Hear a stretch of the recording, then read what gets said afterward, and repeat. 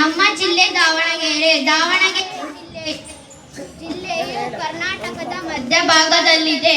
ಇದು ಕರ್ನಾಟಕದ ಮ್ಯಾಂಚೆಸ್ಟರ್ ಎಂದು ಖ್ಯಾತಿಯಾಗಿತ್ತು. ಜವಳಿ ಉದ್ಯಮಕ್ಕೆ ಹೆಸರುವಾಸಿಯಾಗಿತ್ತು. ಆದರೆ ಈಗ ಶೈಕ್ಷಣಿಕ ಕೇಂದ್ರ ಮತ್ತು ಕೃಷಿ ಸಂಸ್ಕರಣಾ ಉದ್ಯಮದಿಂದ ಪ್ರಮುಖವಾಗಿದೆ.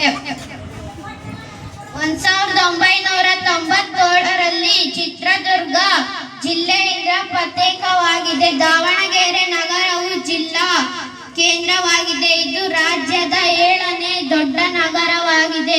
ದಾವಣಗೆರೆಯು ಬೆಂಗಳೂರಿನಿಂದ 265 ಕಿಲೋಮೀಟರ್ ದೂರದಲ್ಲಿದೆ. ದಾವಣಗೆರೆ ಜಿಲ್ಲೆಯಲ್ಲಿ 6 ತಾಲೂಕುಗಳಿವೆ. ಅವುಗಳೆಂದರೆ ದಾವಣಗೆರೆ, ಹರಿಹರ, ಜಗಳೂರು, ಹೊನ್ನಳ್ಳಿ, ಚನ್ನಗಿರಿ, ನ್ಯಾಮತಿ. ನಮ್ಮ ಜಿಲ್ಲೆಯಲ್ಲಿ ಪ್ರಮುಖ ನದಿ ತುಂಗಭದ್ರಾ ನದಿಯಾಗಿದೆ.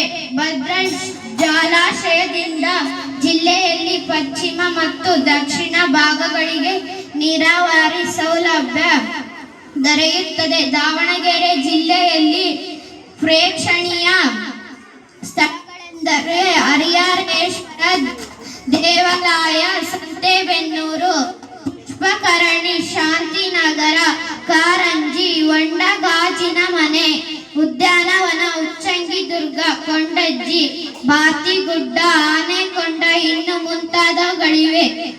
ಕುಂದವಡಕೆರೆ, ದುರ್ಗಾಂಬಿಕಾ ದೇವಾಲಯ, ವೀರಭದ್ರೇಶ್ವರ ದೇವಾಲಯ, ಹೀಗೆ ಹಲವರ ಸ್ಥಳಗಳಿವೆ. ಇಲ್ಲಿನ ಪ್ರಮುಖ ಖಾದ್ಯಗಳೆಂದರೆ ಬೆಣ್ಣೆ ದೋಸೆ, ಖಾರ ಮಂಡಕ್ಕಿ, ವಡೆ, ಮೆಣಸಿನಕಾಯಿ ಪ್ರಸಿದ್ಧಿಯಾಗಿದೆ. ದಾವಣಗೆರೆಯನ್ನು ಬೆಣ್ಣೆ ನಗರಿ ಎಂದು ಕರೆಯುತ್ತಾರೆ. ಎಲ್ಲರಿಗೂ ಧನ್ಯವಾದ.